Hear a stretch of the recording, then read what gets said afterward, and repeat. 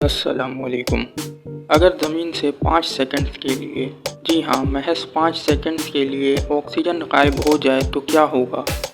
इंसान 1 मिनट के लिए तो सांस रोक ही लेता है, लेकिन यहाँ बात सिर्फ एक इंसान की नहीं हो रही है, पूरी ज़मीन की हो रही है। पूरी ज़मीन से महज 5 सेकंड्स के लिए ऑक्सीजन गायब हो जाए तो क्या होगा?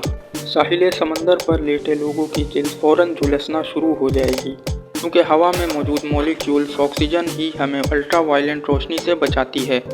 दिन के वक्त आसमान काला सियाह हो जाएगा, अंधेरा हो जाएगा, कुछ दिखाई नहीं देगा। धात से बनी हुई वो तमाम चीज़ें जो अलग अलग हैं फ़ौरन से पहले एक दूसरे से जुड़ना शुरू हो जाएंगी, क्योंकि हवा में मौजूद ऑक्सीडेशन की तह ही इन्हें आपस में जुड़ने से रोकती हैं। ज़मीन का 45% हिस्सा ऑक्सीजन से बना हुआ है। जैसे ही ऑक्सीजन गायब होगी, सारी ज़मीन खुरदुरी और उथल पुथल हो जाएगी और इस पर चलना और कदम रखना मुश्किल हो जाएगा।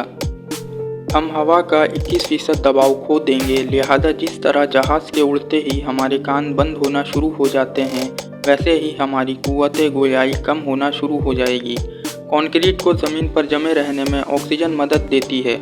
ऑक्सीजन गायब होते ही कंक्रीट से बनी तमाम इमारतें सेकंडों में ज़मींदोज़ हो जाएगी। ऑक्सीजन पानी का 1/3 हिस्सा है। जैसे ही ऑक्सीजन गायब होगी, दुनिया के तमाम समुद्रों का पानी हाइड्रोजन गैस बन जाएगा, इसका वॉल्यूम बढ़ जाएगा और चूंकि हाइड्रोजन सबसे हल्की गैस है, इसलिए ये उड़कर फ़िज़ा में चली जाएगी, यानी पूरी दुनिया में लिक्विड मादे जैसी कोई चीज़ नहीं बचेगी। चलें अब सोचते हैं कि अगर ऑक्सीजन गैस अपनी मिक़दार से दुगनी हो जाए, यानी जितनी हम हासिल कर रहे हैं उसका दुगना हो जाए, तो वो भी महज 5 सेकंड्स के लिए, तब क्या होगा? दरख्तों के उगने और फल देने की रफ्तार तेज़ हो जाएगी। परिंदे ज़्यादा लंबी परवास कर सकेंगे। हम ज़्यादा खुश और ज़्यादा चालाक होंगे।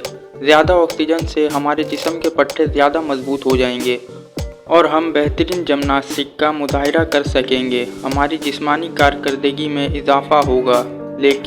लेकिन हमारी ज़मीन पर दियो-क़ामत हशरातुल अर्ज़ घूमेंगे। जी हाँ, ये कॉकरोच, बिच्छू, सांप, पतंगे, टिड्डे, चूंटे और छिपकलियाँ, ये सब इनकी जिसामत इतनी ज़्यादा हो जाएंगी कि इन्हें देखते ही खौफ आना शुरू हो जाएगा, क्योंकि हशरातुल अर्ज़ की जिसामत का ताल्लुक़ फ़िज़ा में मौजूद ऑक्सीजन के तनासुब और उसकी मिक़दार से होता है।